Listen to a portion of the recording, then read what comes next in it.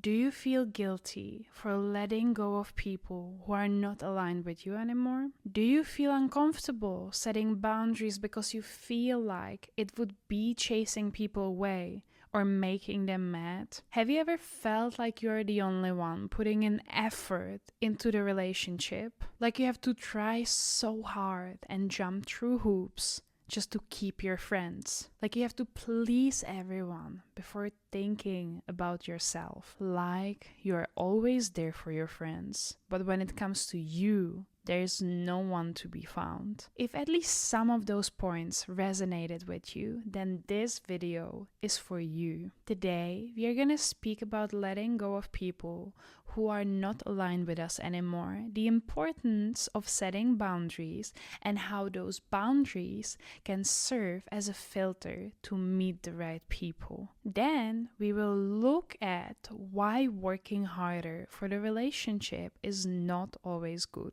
And at the end, we will speak about giving and taking in friendships. And before you go, I will always give you 2 action steps that you can do to form valuable friendships. Friendships in which you will feel seen and heard and understood. Feel how you feel. I have this experience that when you feel like it's gonna be a good friendship, a lot of times you're right.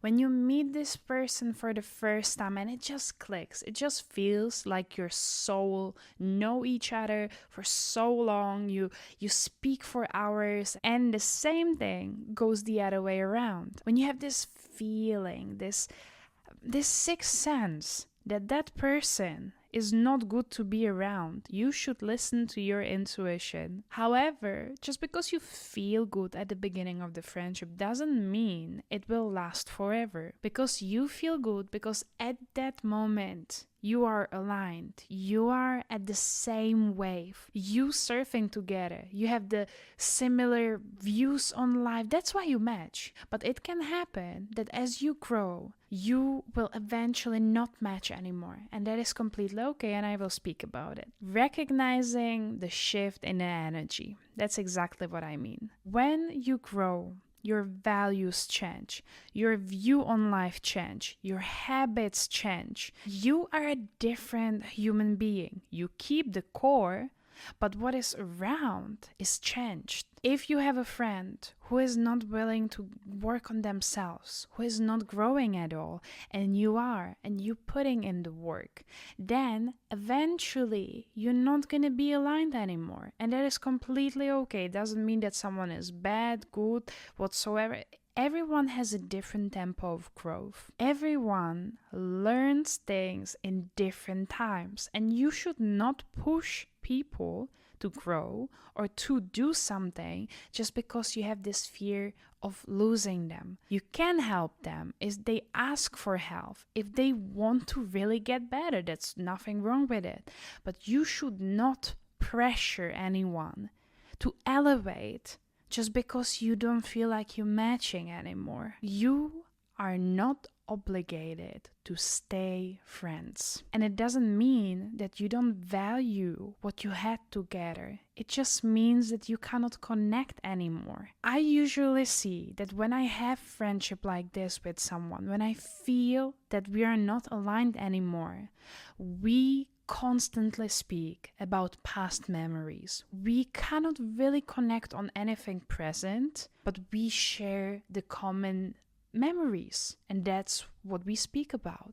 So let me give an example. Sissy, she was a part of this group, and they were drinking together, partying together, enjoying all the fun, fooling around. But one day, Sissy felt like this is not serving her anymore, and she started reading those self-help books. She started looking at what kind of habits she has, and she decided to create her dream life and do whatever she needs to do to achieve it. But the problem started in the group because now she was doing all those healthy habits, reading all those books, doing coaching, all those self-developmental things.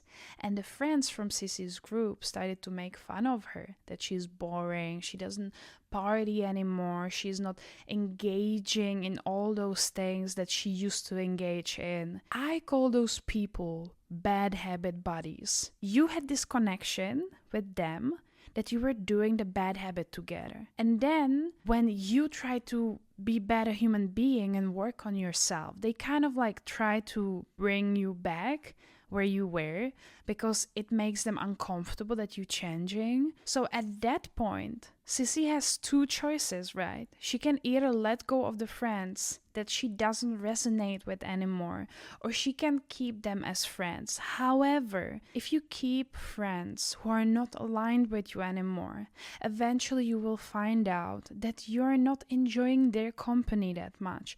And it's not because you wouldn't love them. A lot of times it can happen that you really like your friend, but you are just not on the same vibe.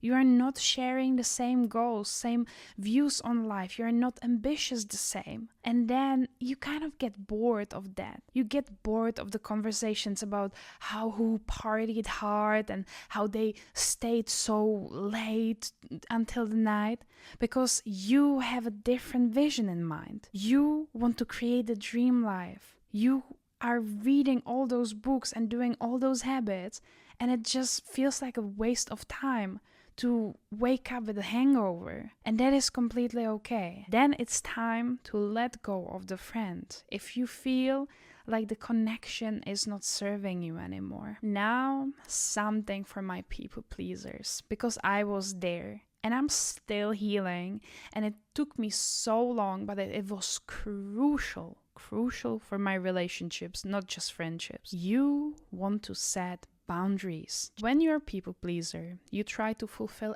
everyone's emotions, needs before you even think of yourself. You are scared of those emotions that follow after you wouldn't do something to fulfill the people's needs. You are scared of disappointment, of anger. You don't want to get into the situation when you're going to be confronted with the negative emotion of the person that you're trying to please. This is a habit, and you need to break this habit, because in order to be a happy human being, you have to listen to what is important to you, what your needs are, how you feel, what your boundaries are. If you don't express your boundaries, people will think you have no line. The selfish people, they will use this lack of boundary of yours to their advantage. That is exactly why when people pleasers stop people pleasing, people are mad. People call you selfish, like how dare you? Only people who benefit from you not having boundaries will be mad when you set them. Because a lot of times you have those people who are just like sucking the energy out. They're using that opportunity that you don't set the boundary. But once you do, a lot of times you will notice who is the real friend and who is not. On the other hand, when it comes to people pleasing, it's also very important to learn how to share your needs. Because if you have a real friend, if there is this person who really truly cares for you, how can they know what you need? How can they know what you want? Because you don't express yourself. So work on this, because not just you gonna attract the right people to you, but you also want to be a good friend. So next time, when you feel uncomfortable with something, express it. It's gonna be so uncomfortable. Maybe you're gonna have even this like adrenaline rush. You're gonna like think about, should I say something? Should I say something? And then when you dedicate yourself to do it, when you decide like, yeah, I'm gonna say something, your heart is beating like you never done this before. You all were always people pleasing. You never shared how you feel. And all of a sudden you do it. But then I'm telling you, the emotions afterwards, yeah, maybe that person is gonna be mad, whatever, but how you're gonna be proud of yourself, that you stood up for yourself, that you stood your ground. I am still learning this, and every single time when I set my boundary, when I express my need, when I don't like something, to people who I don't know that well, that's like... Another thing that I also mention is that your boundaries serve as filter. People who do not respect your boundaries, who cross them constantly, they don't respect you and they don't deserve to be in your life. With people who cross your boundaries over and over and over again, limit or eliminate contact. People who truly appreciate you, who hear you, who see you, who care for you, they will respect your boundaries. They will respect who you are. I don't like sarcastic jokes. And if I say to someone, I don't like sarcastic jokes, I really don't appreciate it, and that person would be like, you cannot take a joke, you're so serious.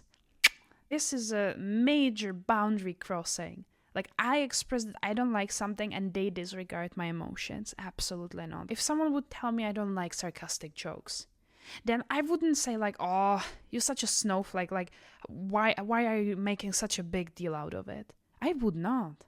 Because that person doesn't like it. Why would I do it to them then? They expressed it. And I expect the same from the people around me.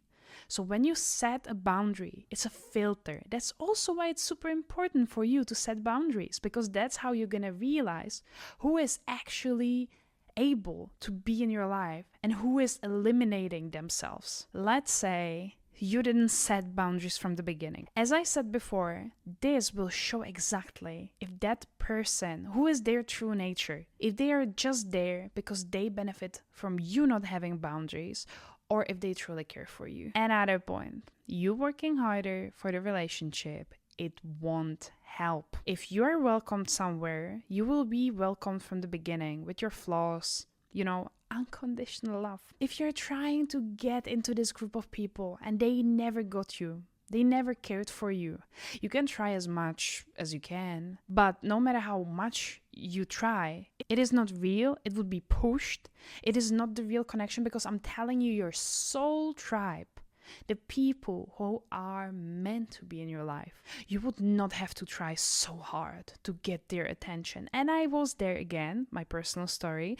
I was trying to be part of this group, and I was so desperate to get in because it was like a fancy group, and I wanted to be like them, because it felt to me that if I gonna be a part of that group, people will like me. So I was jumping through hoops. I was trying to clothe myself the same way, speak the same way, do the same things, like participate in events that I was not even like that interested in. And I was just hoping that I'm gonna be part of this group. I never become part of this group. And let me tell you that I recently met people who are part of this group, and they're people from my past. And I was just so desperately trying to impress them, to make them feel good, to like be the leader of the conversation. And I kind of like reconnected with my like teenage self, and I was doing the same pattern I did before. But then I was like, whatever, like I have friends who generally appreciate me for being who I am. And now I am here jumping through hoops to impress those people who do not even care about me. And then I got frustrated, and then I realized this is such a waste of time. If you have to try so hard to be friend with someone, that friendship is not worth it, because true friends, they will click. It will be an energetical match from the beginning. You don't have to work hard. You don't have to like get their love. This is not a pattern that serves you anymore. Maybe you had to do this to get love back then, but not anymore. Break this pattern. It's a habit. When you give more than them. It happened to me personally when I felt like I'm just like giving, and the other person was just taking from me. Relationships are sort of transactional, but as my dear friend would say, yes, relationships are transactional, but the transaction is not expected, which means that you do nice things for your friend because you like them, because you appreciate them, and they do nice things for you out of the same reason. But there are those people who just constantly take. And there can be those periods when your real friend needs your help. They are in the lowest low and they have nothing to give. And that's completely okay. But if there is this person and you just feel used, it's not about like them being low and having a hard time. It's just constant sucking of your energy. They just use you for your kindness, for your energy, because they can just like take. And it's about the boundaries again. But if you're in this relationship where you feel like you're constantly giving, and that person is just taking all the time, that is not a friendship. That person is just using you.